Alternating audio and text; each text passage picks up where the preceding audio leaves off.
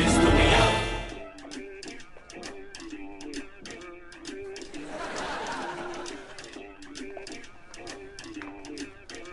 अरे अरे, आप लोग किधर?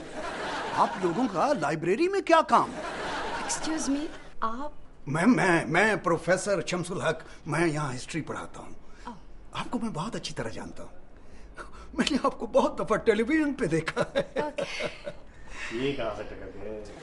दरअसल हम यहाँ मिस दुनिया को लाइब्रेरी का विजिट करवाने आए हैं। लाइब्रेरी के मामले में हम आपसे बहुत शर्मिंदा हैं। दरअसल यहाँ पर किताब कल्चर फरोग ही नहीं पा सका। हो गया ना लेक्चर शुरू।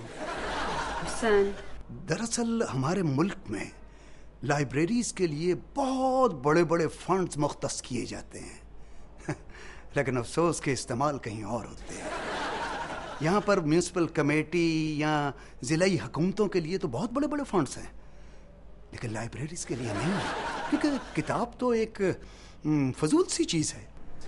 हमारी मुकद्दस किताब अगर उसकी बेहुरमती के बारे में अफवाह भी उड़ जाए तो हम बंदा मार देते हैं, मगर उसे पढ़ते नहीं हैं, उस पे अमल नहीं करते।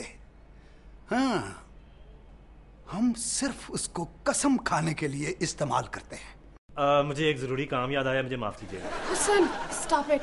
सुनो ना, कितनी अच्छी बातें कर रहे हैं वो। मैम, असल में हम लोगों ने अभी तक इल्म की अहमियत को तस्लीम ही नहीं किया, इसीलिए तो आज पूरे मुआशरे में जंगल का कानून राइज है। लेकिन ये गवर्नमेंट लाइब्रेरीज क्यों नहीं बनाती है? वेल, गवर्नमेंट को तो हम इल्ज़ाम दे देते हैं, मगर ये इतनी बड़ी बड़ी रिहायशी कॉलोनीज बन रही हैं जहाँ पे जिम्नेजियम है, स्विमिंग पूल है, शॉपिंग प्लाजाज हैं, तो फिर लाइब्रेरीज क्यों नहीं है? देखिए मिस, इल्म हासिल करना हर शख्स का फर्ज है। ये एक जिहाद है। हमारे नबी सल्लल्लाहु अलैहि वसल्लम ने आलिम की स्याही को शहीद के खून से फौकियत ऐसे नहीं दे दी थी। हमारे तमाम तर मसाइल का हल इल्म और हुसूल इल्म की ख्वाहिश में पोशीदा है। और ये लोड शेडिंग, बेरोजगारी, चोरी चकारी, ये सब नहीं समझ में आएगा।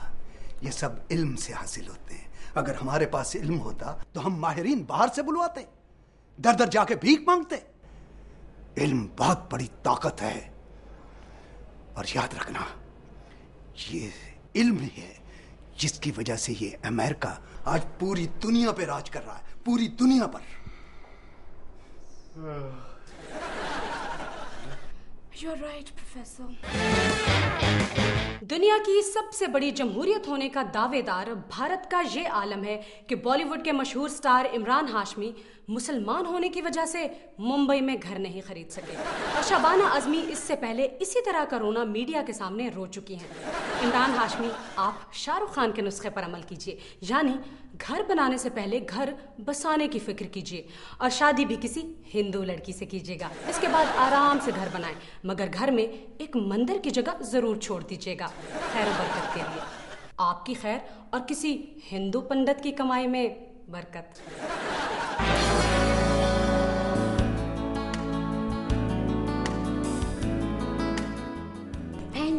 बरसात वे ना जा आए हाय।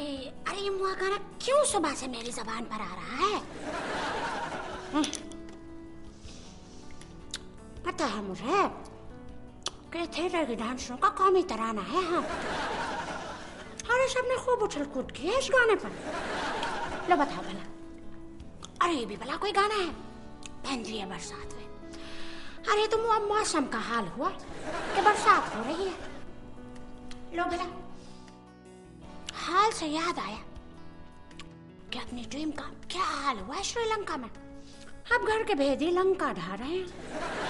कोई कह रहा है कि मैच फिक्सिंग हुई है, कोई कह रहा है कि लौंडे इंडियन बुकियों से मिले हैं।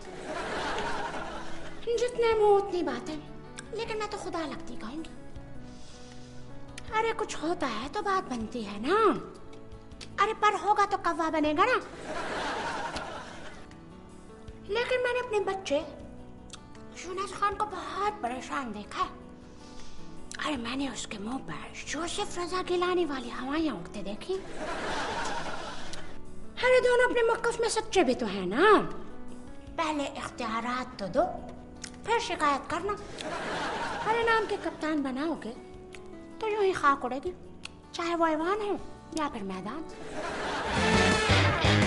हम जिन्स परस्ती को जायज करार देने का शोर अभी थमा नहीं और इंडियन सुप्रीम कोर्ट ने एक और फैसला दे मारा। इंडियन सुप्रीम कोर्ट की खातून जज SP सहना ने खवातीन पर ससुराल वालों के तशद्दुद को जायज करार दिया है। जी, उन्होंने अपने फैसले में लिखा है कि सास का बहू के खिलाफ कान भरना, उसे तलाक की धमकियां देना या दिलवाना और बहू का मिजाज ठिकाने रखने के लिए वक्तन फवक्तन लगाई बुझाई करना कानूनी है। लो बताएं अब हम क्या कहें? जी, शाइनिंग इंडिया। Mr.